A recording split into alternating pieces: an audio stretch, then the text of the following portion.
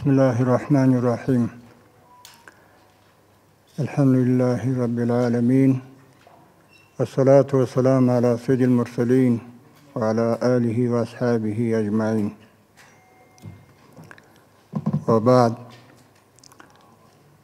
ټولو راغلو مشرانو او کشرانو او د وزارتو مسؤلینو او د عربي متحده عربي اماراتو چې کوم مشران په دې ځای کې وجود لري ټول ته سلام وړاندې کوو. السلام علیکم ورحمة الله وبرکاته. وبعد محترمو، بعد له ډېره وخته څخه چې کومه د اناوردي او د قرارداد په هکله خبره روانه وه، الحمدلله نن انتهایی دغه ته رسېدلي سره یعنې توافق شوی دی چې هغه قرارداد دی چې کوم وخت کې مخکې له دې څخه دغه بل څوک چې پر سر د اقتدار و چې د هغو سره تړون شوی و، نو هغه تړون به انشاءالله نن بیا د سره نه ویسي او نور چې کوم هغه به بیا په واپس کې انشاءالله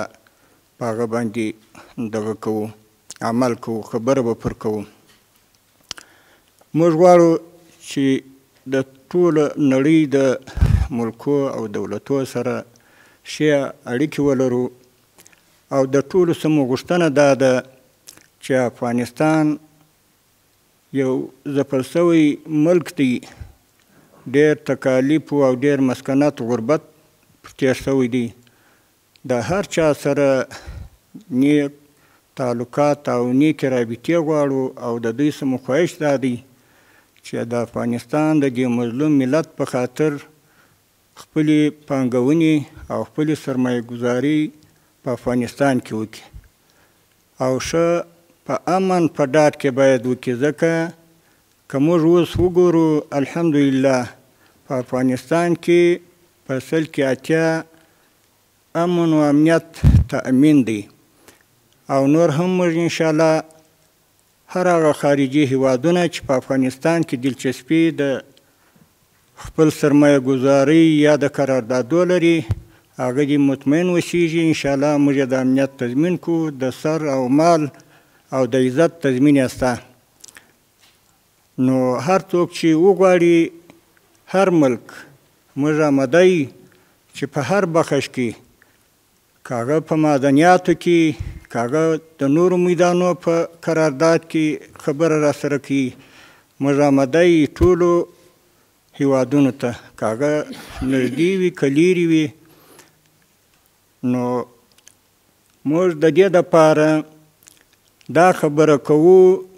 چې افغانستان د دغه حالته څخه وژغورو لکه څنګه چې اوس وجود لري.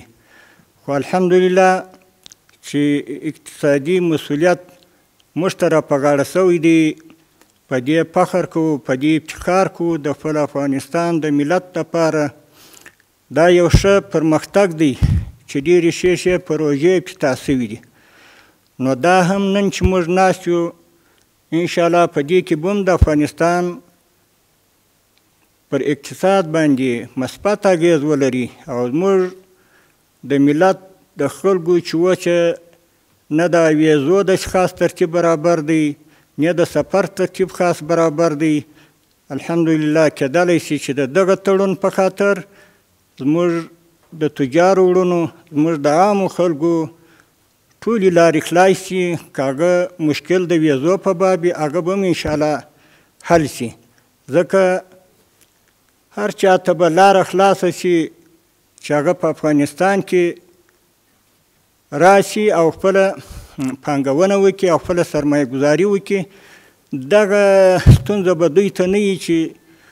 نه زه بیا د یو خوا څخه ویزه اخیستی شم نه بیا راتللی شم یا به ماته مشکل وي، هغه مشکل انشاءالله 100% کې حل کېدلی شي. نو موږ اوس د دغه موجوده قرارداد په هکله د تړون په هکله اوس دا خبره کوو چې دوی خپله هغه قرارداد اوس د دغه میډیا په مخ کې سره امضا کړي. وما علینا الا البلاغ المبین.